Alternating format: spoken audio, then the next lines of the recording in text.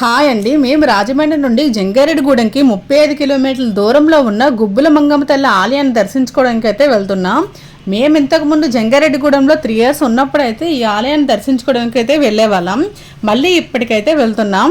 ఈ ఆలయానికి ఆంధ్ర తెలంగాణ 2 రాష్ట్రాల నుంచే కాకుండా చాలా చోట్ల నుండి అయితే భక్తులు దర్శించుకోవడానికి వస్తారు.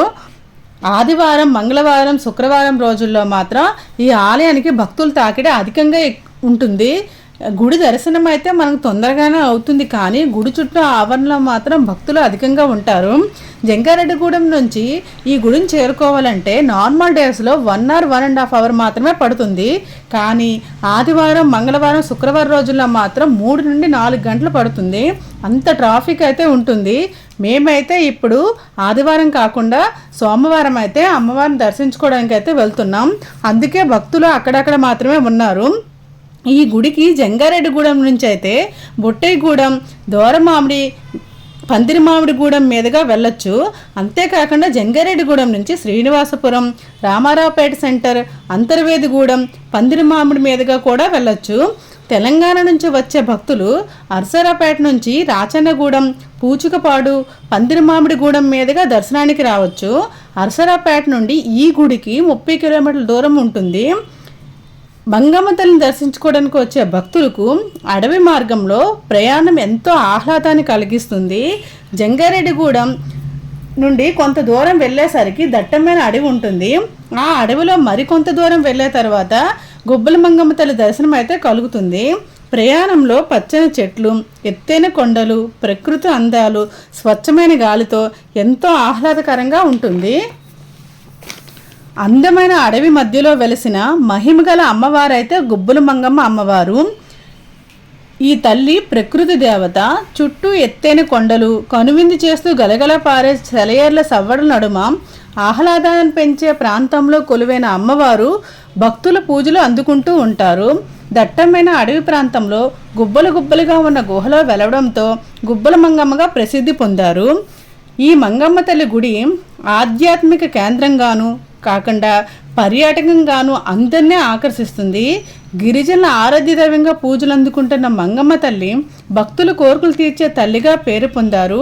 దీంతో ప్రతి ఏడాది లక్షలాది మంది భక్తులు అమ్మవారిని భక్తి శ్రద్ధలతో పూజించి తమ మొక్కులు తీర్చుకొని గుడి ఆవరణలో వండుకొని భోజనం చేస్తారు.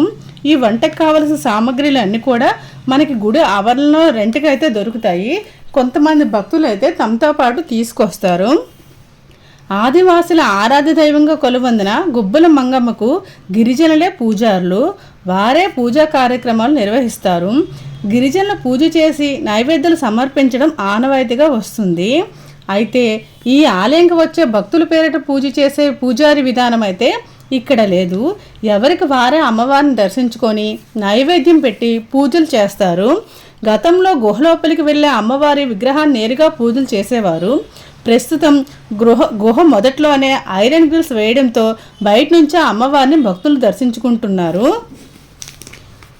మండు టెండలో సైతం అమ్మవారు కొలువు తీరిన గుహపై నుంచి నీళ్లు జారుబారుతూ ఉంటుంది. ఈ గుబ్బల మంగమ్మ తల్లి సన్నిధిలో అనేక మంది కొండరెడ్డి గిరిజనులు ఉపాధి పొందుతున్నారు.